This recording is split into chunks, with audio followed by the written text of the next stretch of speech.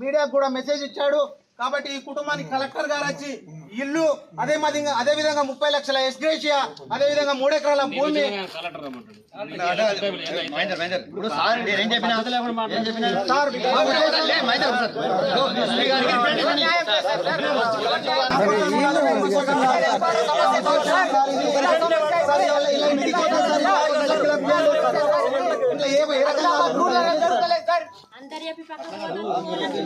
ప్రజెంటేషన్లు ఇలా వందించారు సార్. ఇల్లు పథకాల కోసం ఎంఆర్ఓలకు ఎంపీడీఓలకు ఆర్డీఓలకు ఎన్నో పథకాలు ఇవ్వాలి. పింఛన్ లేదంటే అర్థం చేసుకోవాలి.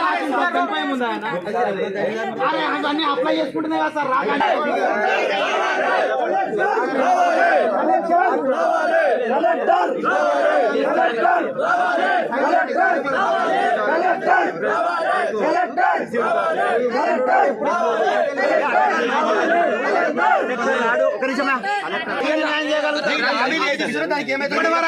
వీళ్ళకు 10 సార్లు లెటర్లు ఇచ్చారు. వీళ్ళ పంచాయత్ సెక్రటరీలు ఏం చేస్తారు? వీళ్ళ పథకాలకు ఎవరు ఎలిజిబుల్ ఇచ్చిరా అంటారు సార్. అధికార యంత్రాంగం ఏం చెప్తున్నారు సార్? అధికారం తెలియదు సార్. పంచాయత్ సెక్రటరీ లేరా ఇలా ఊళ్ళే? సూసైడ్ చేసి చనిపోయాడు.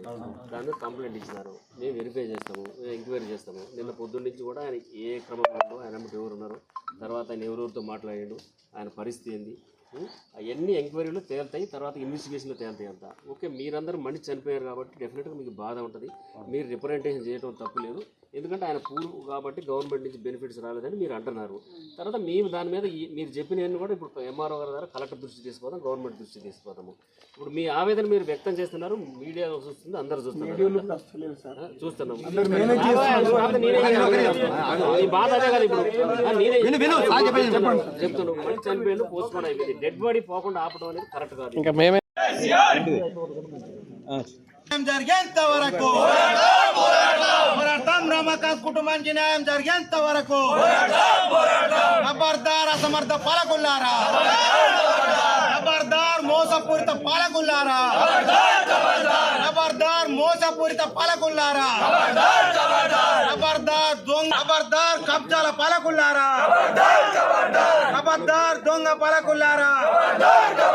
పోరాటం రమాకాంత్ కుటుంబానికి న్యాయం జరిగేంత వరకు పోరాటం, రమాకాంత్ కుటుంబానికి న్యాయం కాపాడుకుంటాం, రమాకాంత్ కుటుంబాన్ని కాపాడుకుంటాం.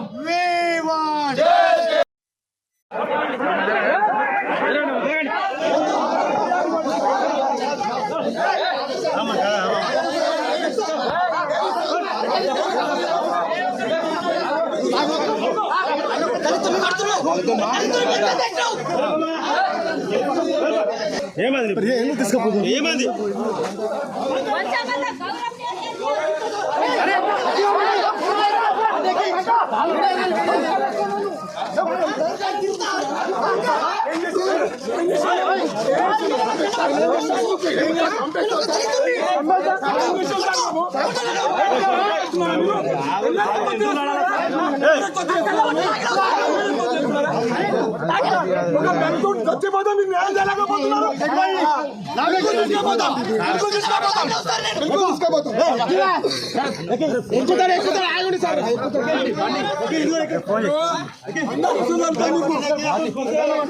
సార్ వీళ్ళకి ఇప్పటికి 65 సంవత్సరాలు ఉన్నప్పటికీ సార్ వీళ్ళకు పెన్షన్ కూడా రాలేదంటే ఇక్కడ పంచాయత్ సెక్రటరీ కానీ, ఎంఆర్ఓ కానీ, ఎంపీడీఓ, ఆర్డీఓ వాళ్ళు ఏం చేస్తున్నారు సార్? ఇలా వాళ్ళు ఆర్థికంగా పూర్తిగా ఎటువంటి ఏ పథకానికి దళిత బంధు కానీ, దళిత బస్సు కానీ వస్తుందని ఆశపడి ఇంత నా చేనులోనే పని చేసుకొని బతుకుతాన్న ఉద్దేశంతో ఆయన బతికుండే సార్. కానీ ఎటువంటి అన్యాయం జరిగింది.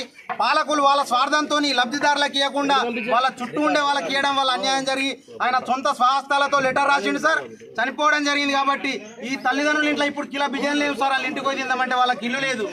మీ పరంగా మీరు ఒక జిల్లా అడ్మినిస్ట్రేటివ్గా వీళ్ళకు అన్ని రకాలుగా 30 లక్షల ఎస్గ్రేషియా, వీళ్ళకు డబుల్ బెడ్రూమ్ ఇల్లు, అదేవిధంగా దళిత బస్తీ, దళిత బంధు ఇవి హామీలు ఇచ్చి సార్ మా ఉద్దేశం వీళ్ళకు న్యాయం జరగడం, భరోసా ఇవ్వడం తప్పించి మాకు ఇంకా వేరే ఏ ఉద్దేశం లేదు సార్. ఇది పొలిటికల్ ఇష్యూ కాదు, ఏం కాదు సార్, ఒక కుటుంబాన్ని ఆదుకునే ఇష్యూ సార్.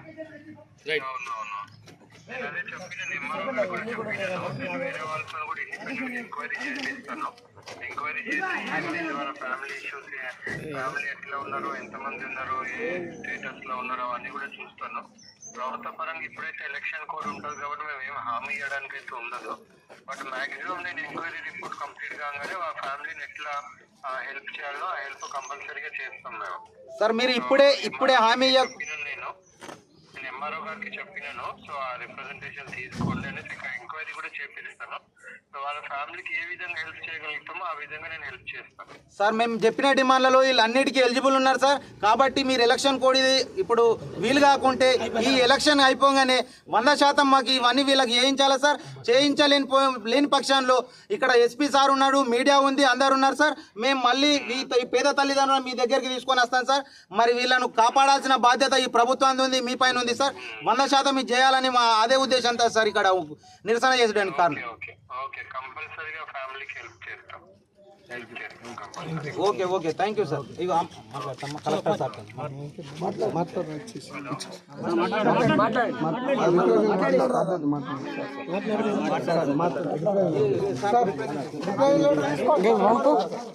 నాది రికార్డ్ ఆగిపోయింది ఇప్పుడా